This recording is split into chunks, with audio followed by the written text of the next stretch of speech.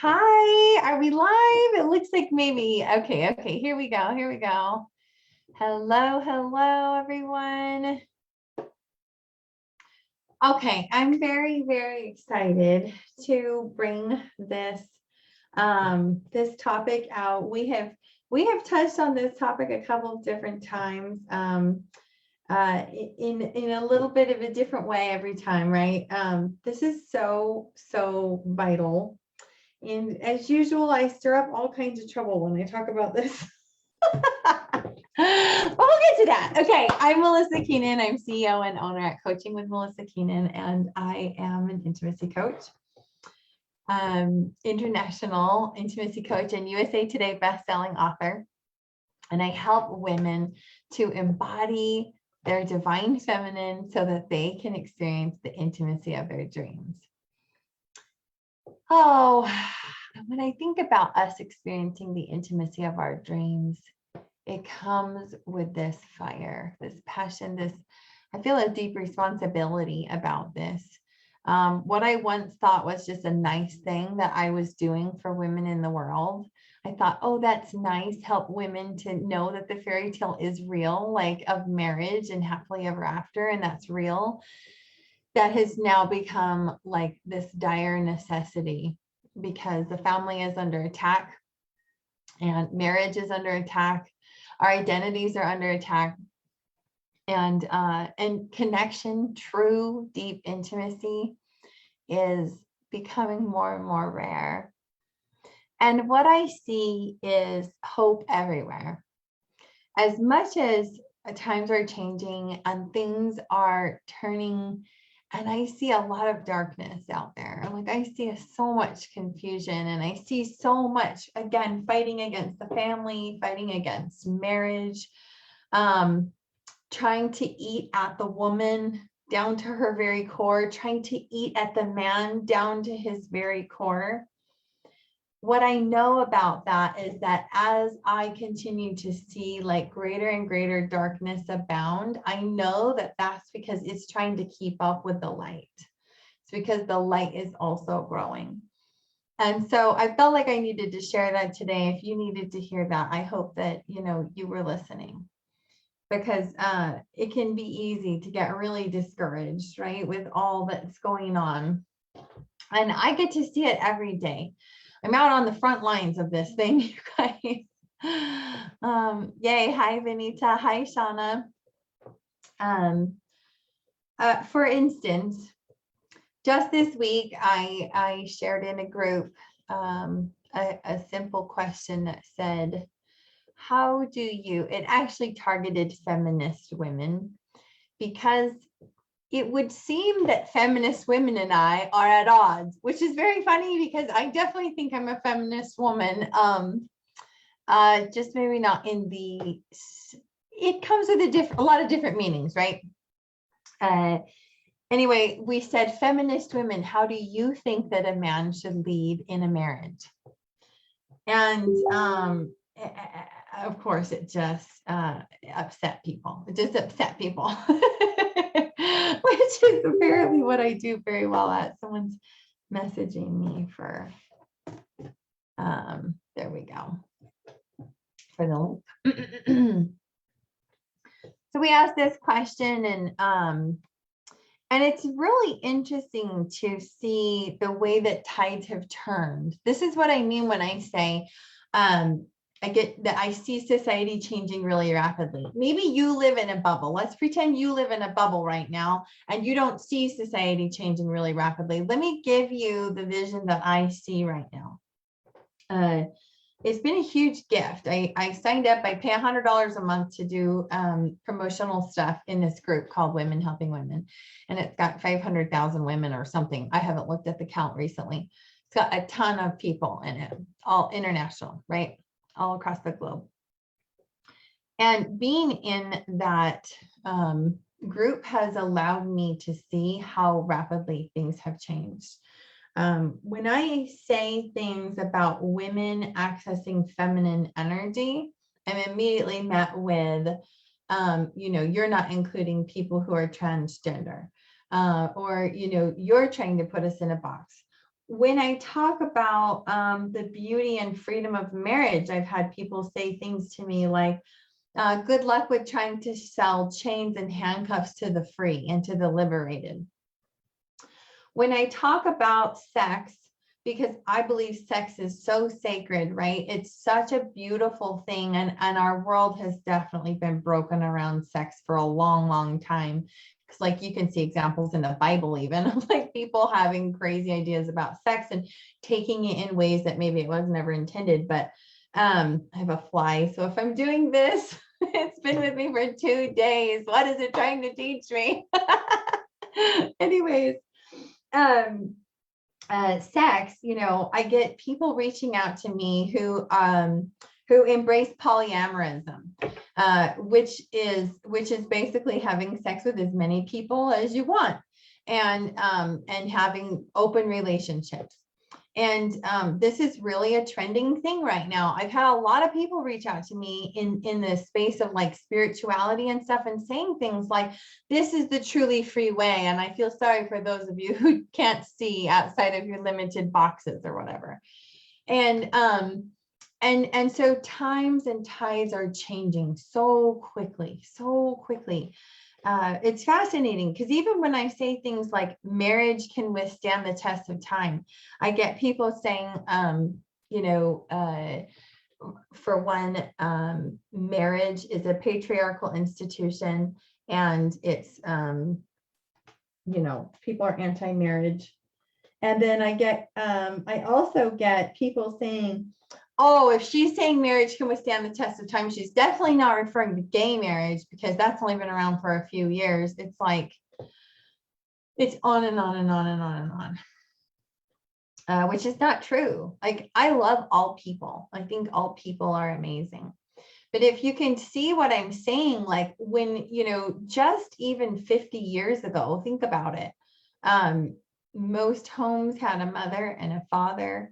And there was like an order to things. And I'm not saying that us changing has been bad. I'm not. I'm actually saying it's really good. But I think that in our change and in our interconnectedness of, globally through technology, we are swinging pendulums left and right. And so as a result, it can be really confusing when we go to this topic where we're thinking about, I just am tired and I just want my husband to step up. And I'm, maybe I'm thinking I'm not even allowed to say that anywhere in any spaces, because a feminist woman is not supposed to want her husband to lead. Can you guys hear my frustration? It's exhausting. If you're here watching, please say hi in the comments. Let me know your thoughts. I've gone a little bit on a rant, and but I think it's crucial because I do have a vantage point that no one else has. So I want to share that viewpoint that I have and what I am seeing currently in the world. And so now let's go to the topic at hand. I want my husband to step into his sacred masculine. The thing is, and why do I bring up all this stuff about society, is because we need strong, committed marriages. We need strong, committed relationships. And not just ones where you can say, oh yeah, we were married for 50 years. Time doesn't dictate strength. Anybody like very aware of that? Anybody know a couple who just celebrated their 40th or their 50th, and you're thinking you've hated each other for how many of those years? Like, I know I do. Time really doesn't dictate strength in the institution of a marriage. And with society changing so rapidly and all the bigger shifts that are happening in the world, the family is under attack, and we need to commit to these principles more than ever. So let's break it down. If you really want your husband to rise up and be the man that you know he can be, because you see the tides changing, and you know in a coming day, you're going to need him to lead more than ever. You're going to need him and you to be in your strength more than ever. If you find yourself in that situation and you feel at a loss for lots of different reasons, right? There's lots of different reasons why men aren't showing up. Let's actually break that down a little bit. Oh, yay. Hi, Cecilia. Good. Let's break this down a little bit. Why do sometimes men not show up in their full leadership, in their full masculine energy? Why don't they? Okay. They were never shown it. They were never permitted to be expressive. They were never nurtured. Maybe they weren't nurtured in the way that they needed, and so as a result, they've turned hard or they've turned soft. They haven't been understood. In all of these things, they've made bad choices. They've turned to addiction. They've turned to numbing things.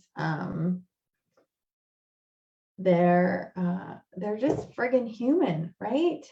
And I want to bring that to the table first and foremost, because I know I was the biggest, most guilty one of crucifying my husband every friggin' chance I had. I would just crucify him every chance, because it was kind of like, look, buddy, I thought I married Jesus. So pull it together, not that I ever said that or even necessarily thought that consciously, but that's how I treated him. And they're human. And so if we can start to try to put ourselves in their shoes a little bit, it's man, what chance have they had?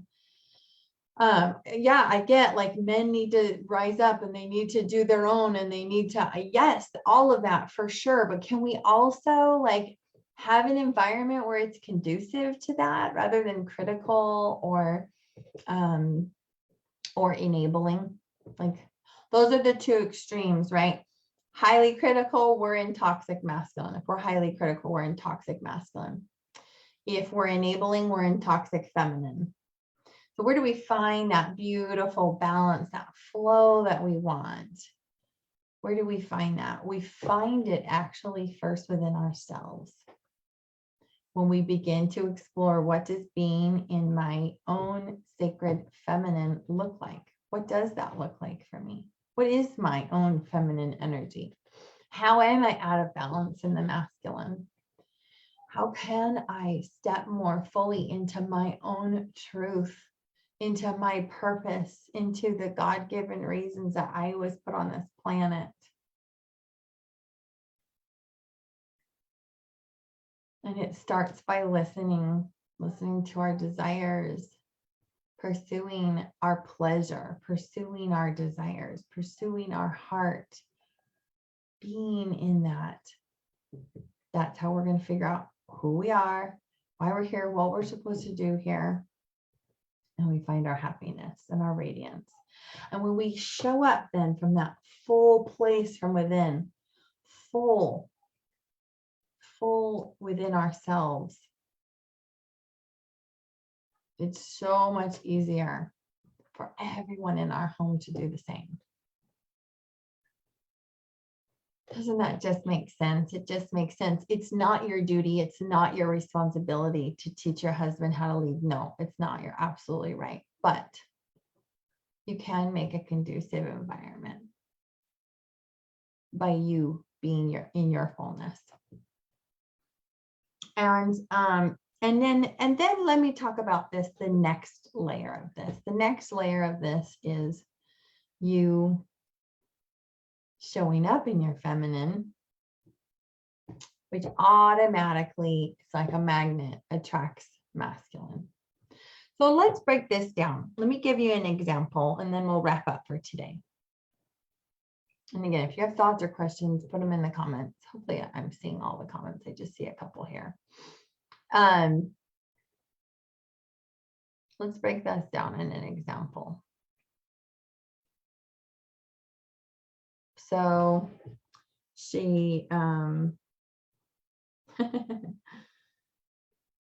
she comes to me and she's like, man, we worked so hard in our marriage and I just want to trust. And she even says to me, I've recognized that I've never actually had a man who was trustworthy in my life until this man that I'm married to now. And so it's super hard for me to trust. So she'll do things like, okay, take this. I want you to just spearhead this whole project. We're going to remodel, this part of our house, and I want you to spearhead the whole project. But then every little corner, she's like, hey, they asked me for this and that, and I told them da da da da da. And hey, so are you gonna get on that? Did you contact so, like, right? Like every little angle that she can. And so we work on that. We work on releasing those layers of mistrust, distrust, so that she can go, oh, and then she can recognize, like, oh, you know what? Actually, I do want to be involved in these parts. Like the creative aspect, that's actually where I really shine. And so if you could consult me on that part, I'd definitely like to be able to say, where this crown molding is going to go, or where, this tile is going to go, whatever. And that's where you start to get this beautiful dance. Hi, Sarah. Awesome. That's where you start to get this beautiful dance where the two of you rise up in this place. And the image that keeps coming to my mind with this, and I kept debating, do I share this? But it's like, I'm a conspiracy theorist, okay? I'm just gonna own it. And I'm picturing if or when my family is in a situation where there's no electricity and we're having to trek through, I don't know, bombed areas and shrapnel and debris. And I want to know that the man that I'm next to is going to protect us. I want to know that he's going to listen to my intuition when I say, I need to stop and help these people. I don't know why. I want to know that he's going to follow those nudges and he's going to say, I know where we need to go. I don't know how. I know, I just know. And we're going to do the things that we're meant to do. And I want to be able to picture that. And then I want to be able to take that and bring that kind of connection, that kind of power coupleness into my day-to-day life, so that when I sit down and I say, here's my $1 million plan with our business, babe, he's like, you know what? Let me tell you what, these are the people we need to go to. I don't know how I know that, I just know. And he's going to say things like, let me support you in this. And then I'm going to turn around and say, let me support you with this part. And we're going to create our visions and our dreams so that whether we're in survival or we're in thrival, we are that beautiful, divine feminine, divine masculine balance. And I think that that's what God is. There's that energy out there in the world, and it is this beautiful dance of feminine and masculine. And that's our goal, is to embody that, bring that into our marriage.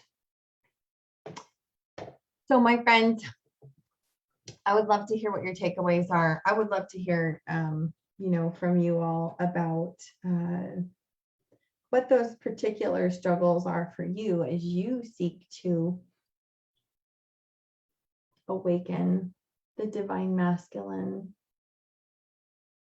It's just an invitation. It's just a possibility.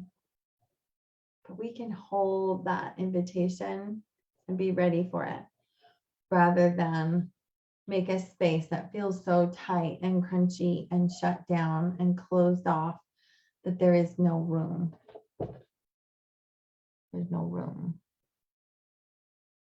Yeah, I know. Me too, Sarah. Okay. Thanks, guys.